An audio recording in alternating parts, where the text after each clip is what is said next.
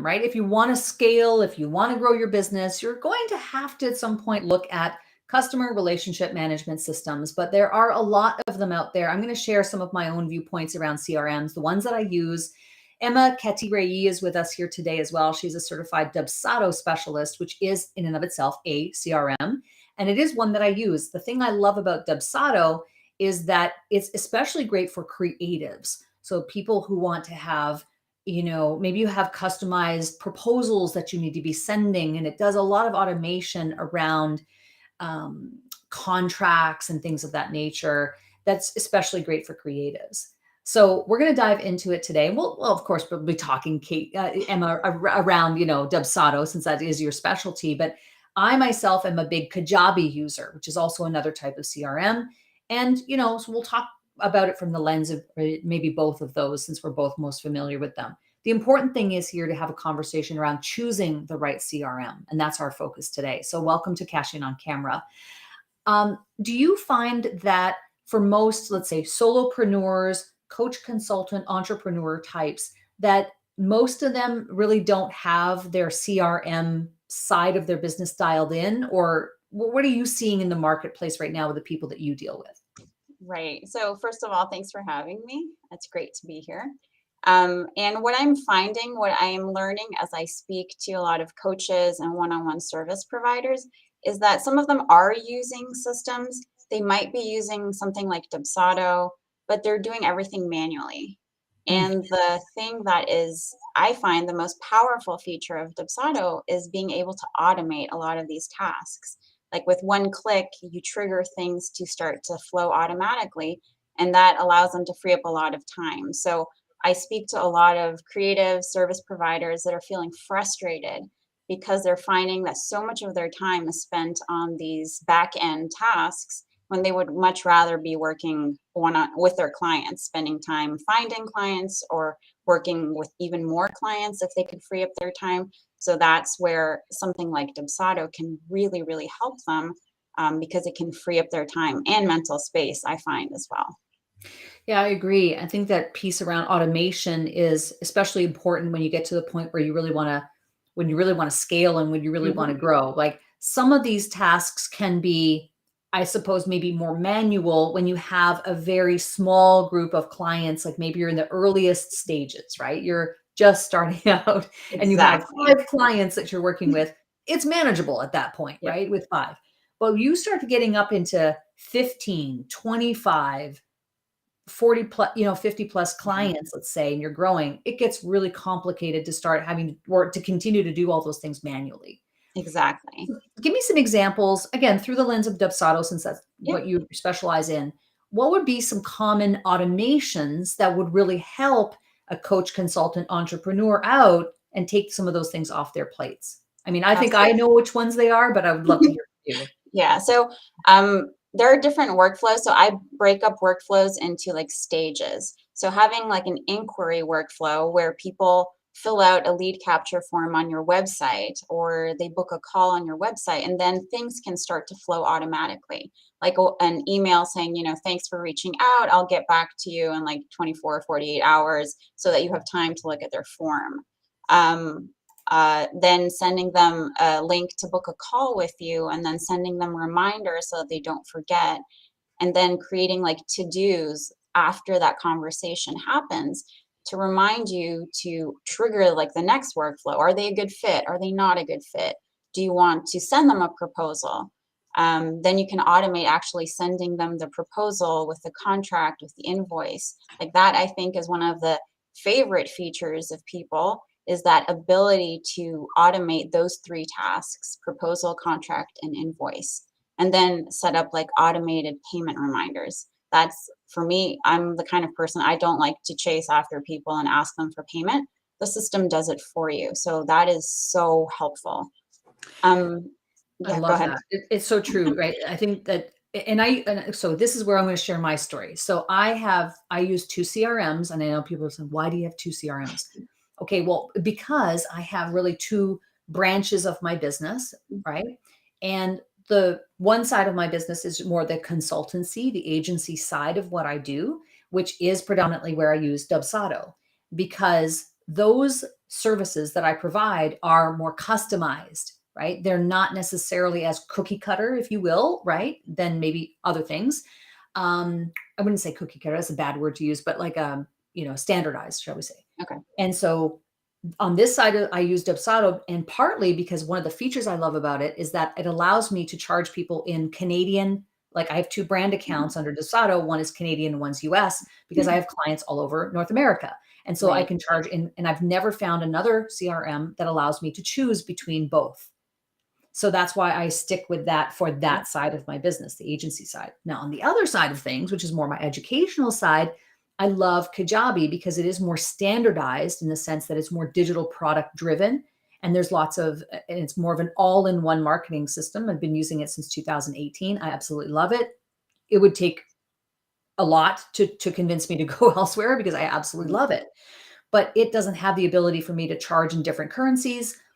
It also does not necessarily work in the world of, again, proposals, contracts necessarily, because it's not really for that. It's Yep. serving a different purpose.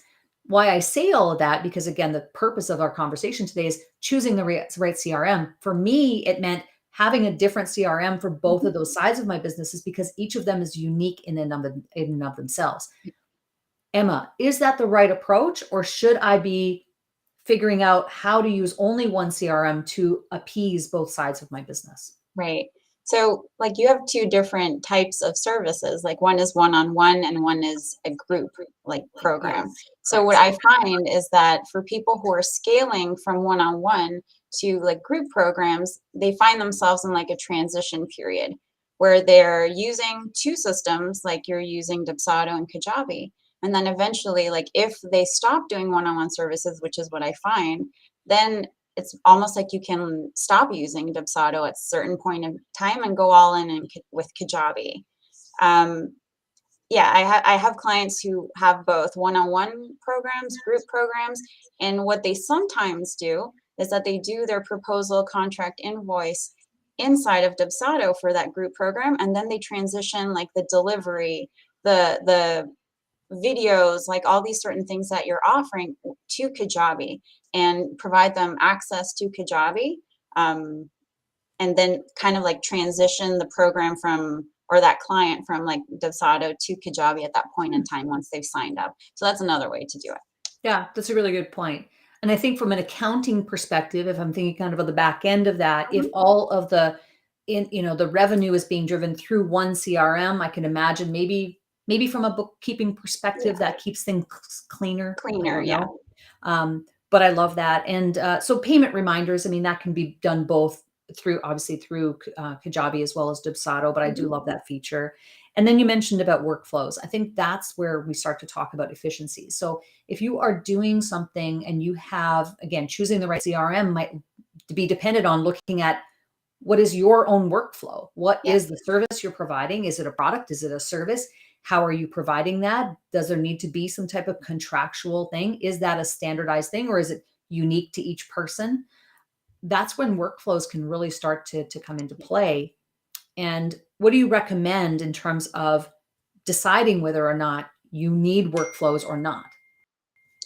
So when people reach that point that we are talking about where they're kind of working with more clients and they want to find efficiencies to free up their time, that's when workflows are really helpful. And especially if you have a client process that is clear, you're repeating the same sort of steps. Maybe they're not identical, but for the most part, you're following the same client process with, for each service that you provide. Because you can have multiple workflows depending on what services people sign up for. And then it allows you to free up your time because those things can be triggered automatically, sending out forms, sending out emails, appointment schedulers, these sorts of things. So it's a lot easier for business owners because they don't have to track so many different little details for each client that they're working with. That client process is one that if you really sit down and you start to map out the client process, you might even discover that your client process is convoluted, complicated, Yeah. and it isn't as clear. Yeah. And that can be really, I think, a process of discovery of how are you actually conducting business? How are you doing fulfillment?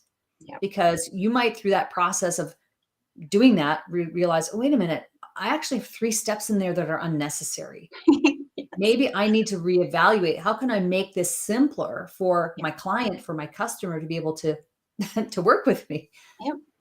Can be a really Absolutely. interesting process of discovery, I think. Don't Yeah. you? Yeah, no, absolutely. Like to build workflows, the initial step is you need to map out your client process. And I tell people just grab a piece of paper and a pen. You can do it on a Google Doc. Just start listing out all the different things that you do with each client. Because odds are you are following a repeatable process, even if you don't think you are. And you'll discover a lot of things about your client process, like you were saying, that maybe there's things that you want to do that you're not doing. Maybe there's things that you're doing that maybe you're like, I don't really want to be doing that anymore. It's not necessary. And then that allows you to build an efficient workflow inside of Dubsado. It's what I do with my clients before doing anything. Like that's the initial step is talking through what those steps are and Yeah. finding what their ideal client process is. And I think too, for coaches, consultants, entrepreneurs who are working, in a process, it's all just up in their head. Yes, Like, it's definitely. just bottled up in here. They're the only person who knows how it actually works. So, think about this from the perspective of team as well. Mhm. If you can get your client process out of your head, you're the only one who knows it, and get it out into a clear process, you not only open up the opportunity to possibly use a CRM, choose a CRM and use a CRM and create workflows, but it also allows you to move to the next step of efficiency, which is developing standard operating procedures, right? SOPs for your team to be able to understand the thing that's in your head, which you're the Mhm. only person who has the key right now, and getting that out and saying, okay, now those are all scalable processes that Yeah, start to make your life easier, essentially. yeah, absolutely. Uh, you mentioned emails, and I wanted to just ask about your opinion, like with canned emails. Sometimes people Mhm. are afraid to use them because they seem impersonal. Talk to me about what you think about canned emails or templated emails within a CRM. I love them. Like I get that some people find that they're impersonal, but like they can be tweaked so much to sound like you. You know, certain things that you say, like you can put those in the email. And I've honestly never had any. I don't think my clients realize that they're canned emails sometimes. Like they think that I'm responding to them personally. So I'm all for it. Like I'm all for efficiency and I will go back every now and then and tweak them. Like as time goes by, I'm like, I want to change this one. And then I just put it in my workflow and continue to use it. I love them. Yeah. And they can be personalized. It doesn't Oh yeah. mean that it has to be impersonal, but can be personalized. And I love that. You have a background in engineering. You worked for a Fortune 500 company. You R&D, project management, and specifically around project management. I think that experience unto itself. I mean, it makes perfect sense that you would be doing what you're doing now since you were a project manager, right? That you were in that. Um, how important is it for us to think about a CRM as like, are they the same? Is a CRM really a project management tool, or in your estimation, are they really different things? They're, in my opinion, they're different things. Like Dubsado does have like can generate to-dos and like reminders for those to-dos. But like for people who have complex systems or have teams, especially, like a project management tool is really, really helpful. I've seen a lot of people use things like ClickUp, Yep. Asana, Trello. There are so many different options. But yeah, I wouldn't, like, in my opinion, Dubsado is not a project management tool. Right.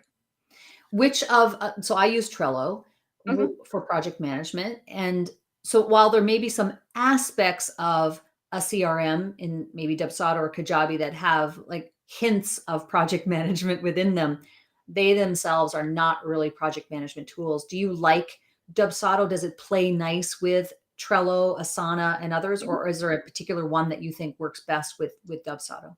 Um, I like Asana, but I guess because of my corporate experience, like it reminds me a little bit more of what I used to use. But yeah, you can, using a tool like Zapier, you can Mhm. trigger things to go from like, if this happens in Dubsado, have this happen and click up Asana, Trello. So there are those options for people who do need both of those systems in place. Not I love it. everyone does, but for some people it is necessary. Yeah. And Zapier is great because you can set up any number. You're Yeah, connecting apps from one to another. So if this happens, then this happens. And so you connect your Dubsado or your Kajabi to your Google Drive, and then the Google Drive goes to the Trello and all those things. And when you start going down that rabbit hole, it's game over. It's like there's so much you can do, and your yeah, mind is blown. It's phenomenal what can happen with technology. So I think what we're hearing here is that choosing the right CRM is dependent on your client process. mhm, Start with understanding what is your client process and making that as clear as possible, which will then help you to determine uh, what CRM might be the best for you to use. And maybe you talk to me about Kajabi, maybe you talk to Emma about Dubsado, and see which one is the right tool. Because the fact is, there are lots of CRMs. They're all amazing. They're all great. But the key is doing some research and figuring out which is going to be the right one for you. But I think it does stem from what is the process for your client? What is mhm, the experience that you take people through? exactly. Yeah. So And I what would do you love. want to see happen? Like, do you want things to be automated? Then maybe you lean towards Dubsado. Does that not matter? Then you may have a lot more like options available. So yeah, and I would say to a lot of people, like there are a lot of forums out there that say, oh, you should be using this, you should be using that. And I always say, just trial a couple, see what is a good fit for you, and just stick with that. That's been my experience too, is that I used to be, I think, more likely to want to jump ship, Hmm. and you see a lot of, and I do now for the last 5 years, I've seen a lot of people just the jumping ship thing and the shiny object syndrome Yeah. of, and they're making lateral moves and they end up spending 8 months going from one CRM to another where they really fundamentally had no difference in terms of functionality. And it's a wasted time, Oh, yeah. right? So it's better to talk to some people, talk to Emma, talk to me, right? Talk to people and get firsthand accounts of like, and honest accounts of like what would be the best. I'm sure both of us would be willing to say, hey, you know what? Just because I'm a fan of these things doesn't mean that that's the right thing for you. Here, I think you should go check this thing out Yeah. because that would help you out better because of your client process. Yeah. I'm sure you'd be the same. Yeah, I've had people come to me, they're like, "Oh, I'm in this program. They said I should be using Dubsado." And after I have a conversation with them, I'm like, "You're really early on in your business. You don't have a clear offer, clear process. Like, wait." Like, that's my advice to you is like, you don't need a CRM yet. Like, wait and figure out if this is actually something you want to do in the long run, or if this offer is something that you want to continue to share 6 months from now before deciding if a CRM, Dubsado or any other really. Yeah. Or there are I agree. people who are like maybe they're not comfortable with technology. So I won't recommend Dubsado to them, for instance. So yeah, Yeah, I it agree. I depends. think knowing both of them, I can definitely say Dubsado, it's more intricate. Yeah, There is a definitely. lot more. I think for most people, they would want to get help with it, Yeah. I think. Now, Kajabi, one could argue that you could get help, but I think it's more user friendly in the sense that it's simpler to navigate and you can figure stuff out probably more easily. And again, that's a generalization. It depends obviously 100% on your, Yeah. how you feel about technology, Yeah. but they are different. Yeah. And so I'd love to share your website. Tell people how they can get in touch with you, Emma, if they're interested to know more about Dubsado. Absolutely.